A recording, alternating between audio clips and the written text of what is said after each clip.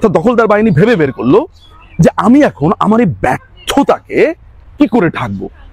বাংলাদেশের সাধারণ মানুষ ভারতের ব্যাপারে যে জুজুর ভয় দেখানো হয়, সেই জুজুর ভয় আপনাকে প্রতি মুহূর্তে দেখাচ্ছে। বলা হচ্ছে যে ভারত আপনার দেশকে নিয়ে যাবে, ক্যাপচার করবে। ওয়্যার আর দে? এই প্রশ্নগুলো করতে থাকেন। আমি বলছি না যে আপনি আওয়ামী লীগ এখন নিয়ে এসে বসে দেন, না।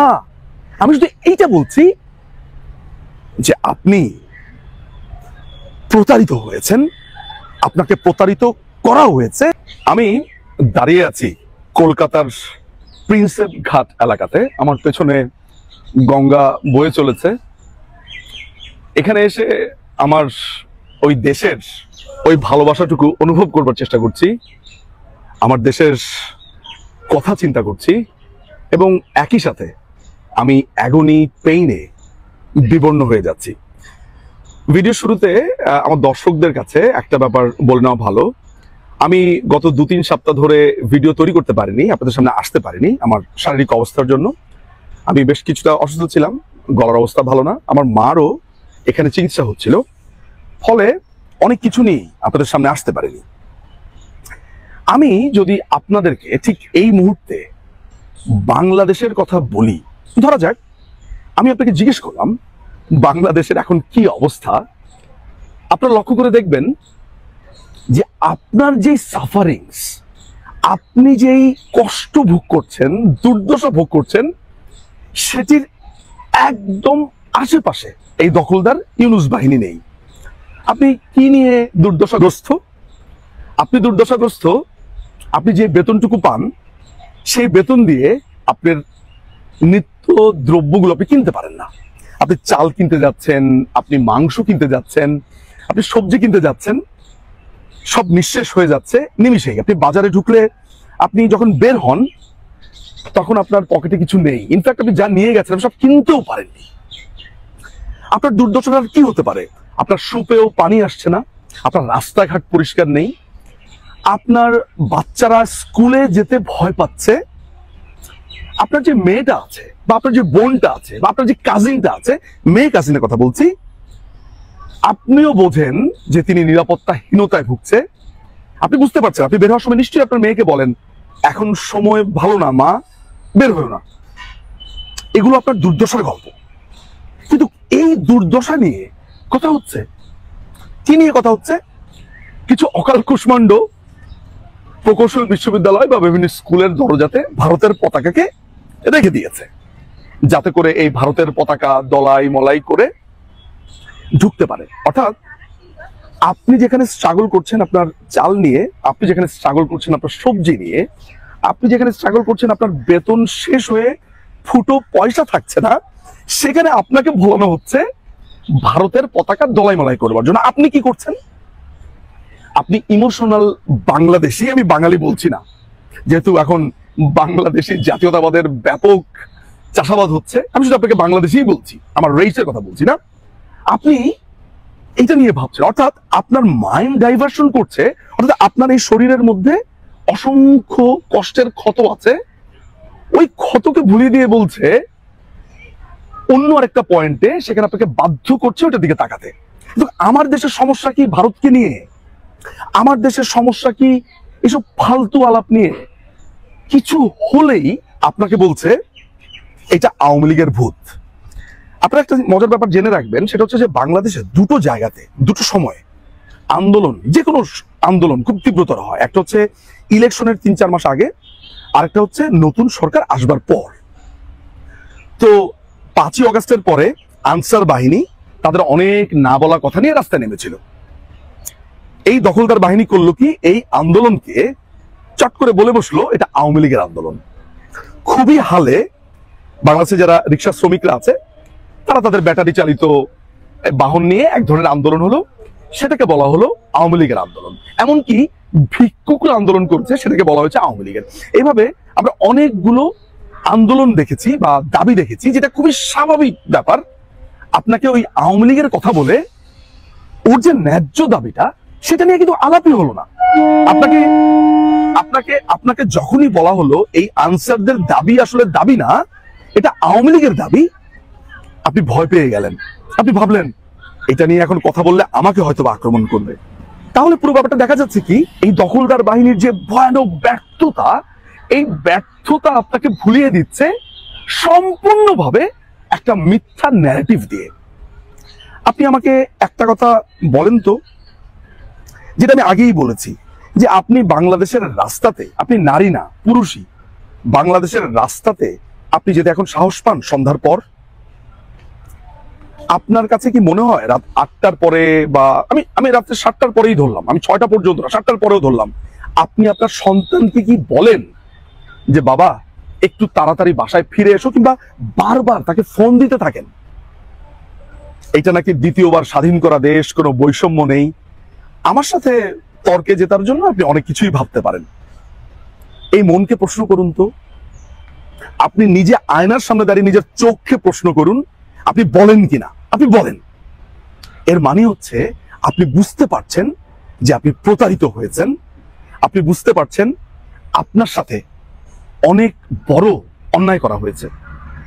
এই আন্দোলনটা, এই 5ই অগাস্টের পর এই পুরো দেশে পুলিশ নেই, সেনাবাহিনীকে ম্যাজিস্ট্রেসি ক্ষমতা দেওয়া হয়েছে, তারা নিরীহ মানুষকে ক্রমাগতভাবে মারছে। আচ্ছা, কথায় কথা আসে, বলেন তো বাংলাদেশে যারা ইসকন সদস্য আছে তারা ঠিক কখন, কবে, কোন সময় আপনার কোনো ক্ষতি করেছে? ওরা হরে কৃষ্ণ হরে রাম বলে, ওরা শ্যামা সঙ্গীত গায়, ওরা প্রেমের গান গায়, ঠিক আমাদের সুফিস্টরা যেটা করে, যে বিভিন্ন দরগাতে দেখবেন, মাজার শরীফগুলোতে দেখবেন নবীর সাথে, আল্লাহর সাথে একটা প্রেমের কানেকশন করে। ঠিক একইভাবে ইসকনের সদস্যরা কৃষ্ণের প্রেমের আরাধনা করে। তাদেরকে মেরে কেটে আপনি তাদেরকে সন্ত্রাসী বাহিনী বলে শেষ করে দিলেন। ওই যে আপনার চালের দাম, আপনি এটা মনে রাখলেন না। ওই যে আমি বারবার বলি যে জর্জ বুশের পাছাতে একটা ফুটো হয়েছে, একটা ফোড়া উঠেছে, আর ইরাকে 3 লক্ষ লোক মারা গেছে। খুবই আনফর্চুনেটলি আপনি জর্জ ডাব্লিউ বুশের পাছা নিয়ে আলোচনা করবেন। আপনি টেস্ট করে দেখেন আপনার কোনো বন্ধুকে। কারণ আমরা বাংলাদেশিরা চটকদার বিষয় নিয়ে, ইনসিগনিফিকেন্ট, যেটা তাৎপর্য নেই, সেটা নিয়ে কথা বলতে খুবই পছন্দ করি। আমি এখনকার সিচুয়েশন আপনাকে আমি বলি, আমি একটা, আমার কাছে মনে হয় যে একটা আপনাকে তুলনা দেওয়া প্রয়োজন। এটাও কিন্তু 12ই নভেম্বর, আজকে থেকে আরো 2 সপ্তাহ আগে। যেমন চিকন চাল 60 টাকা ছিল আওয়ামী লীগের আমলে, এখন 75 থেকে 80 টাকা। মানে আমি জানি না আজকের রেট কত, আমি 12ই নভেম্বরের রেট বলছি। মোটা চাল 40 থেকে 42, সেটা হচ্ছে 55 থেকে 60। মসুর ডাল 80, সেটা হয়েছে 120। আলু 45 থেকে 50 ছিল আওয়ামী লীগের আমলে, এটা 75 থেকে 80। পেঁয়াজ 60 টাকা ছিল, এটা 120 টাকা। দেশীয় 160 টাকা। আটা 42 টাকা, এটা এখন হচ্ছে 55। আমি আবারও বলছি, 12ই নভেম্বরের হিসাব বলছি। তেল 147 ছিল, 185 হয়েছে। ডিম 130 থেকে 135 ছিল ডজন, 160 হয়েছে, এটা মানে আরো বেশি। মুরগি 150 থেকে 155 ছিল, 200 থেকে 220 হয়েছে। এলপিজি গ্যাস 1366 টাকা ছিল আওয়ামী লীগের আমলে, এখন হয়েছে 1455 টাকা গ্যাস। গাজর 60 টাকা, হয়েছে 170 টাকা। ছোলা 85 থেকে 90, হয়েছে 140। এগুলো হচ্ছে আমার কাছে থাকা এখনকার একটা হিসেব। আমি এই বাজারের যেই জরিপ হয়েছে, সেই জরিপের ভিত্তিতে আমি আপনাকে এই তথ্য দিয়েছি।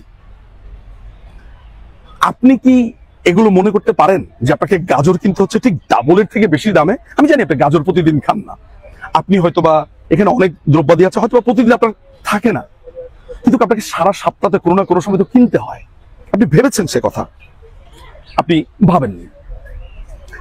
আপনি ভেবে বের করলেন, অর্থাৎ দখলদার বাহিনী ভেবে বের করলো যে আমি এখন আমার এই ব্যর্থতাকে কি করে ঢাকবো। বাংলাদেশের সাধারণ মানুষ ভারতের ব্যাপারে যে জুজুর ভয় দেখানো হয়, সেই জুজুর ভয় আপনাকে প্রতি মুহূর্তে দেখাচ্ছে। বলা হচ্ছে যে ভারত আপনার দেশকে নিয়ে যাবে, ক্যাপচার করবে। ওয়্যার আর দে? আমি এই কলকাতায় এসেছি, কলকাতার মানুষগুলো আমাকে বলছে যে দাদা, বাংলাদেশ আমাদের কাছে একটা স্মৃতির পাঠঘর, একটা নস্টালজিয়া। সেই বাংলাদেশিরা আমাদের পতাকাকে পদদলিত করছে, অথচ আমরা কাতর যে এক সময় আমরা বাংলাদেশে আমার দাদারা ছিল, ঠাকুরদারা ছিল, সেই দেশে আমরা নেই। আমাদের এই অ্যাগনি, পেইন, কষ্ট, বিষাদ, যন্ত্রণার মধ্যে প্রতি মুহূর্তে ওরা আমাদেরকে গাল দিচ্ছে বাংলাদেশিরা। আমরা দেই ভালোবাসা আর ওরা দেয় ঘৃণা।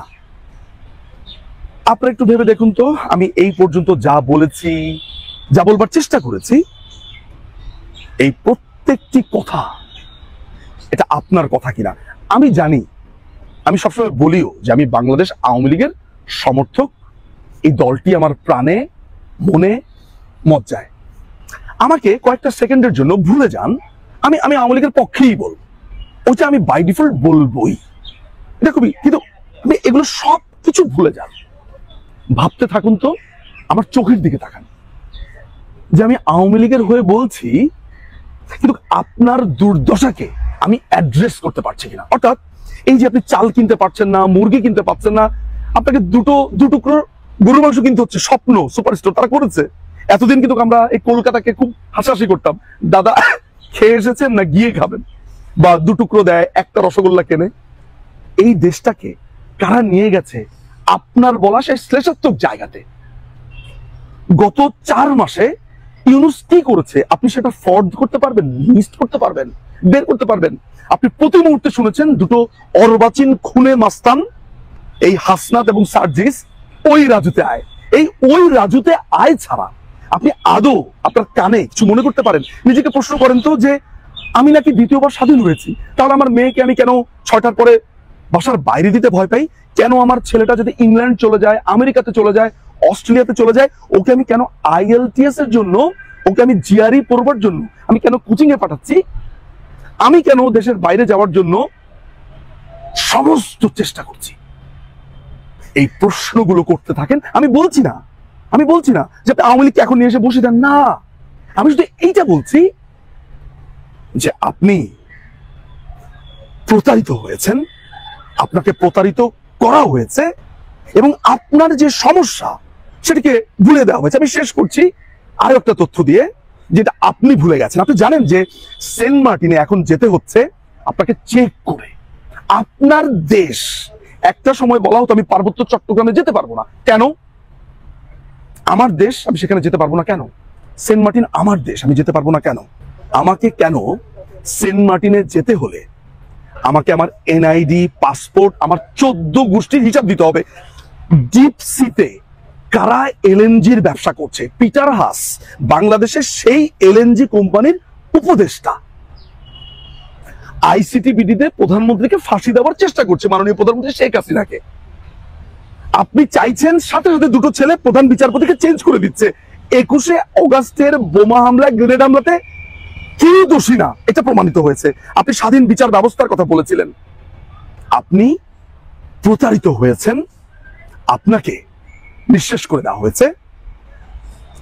আমাকে কোনো দলের, কোনো পক্ষের না ভেবে শুধু আমার কথাগুলো এখানে নিয়ে একটু চর্চা করুন তো, দেখেন তো ঠিক আমার মতো আপনাকে নিজেকে প্রতারিত কিংবা জীর্ণ কিংবা শেষ হয়ে গেছেন এমন মনে হয় কিনা।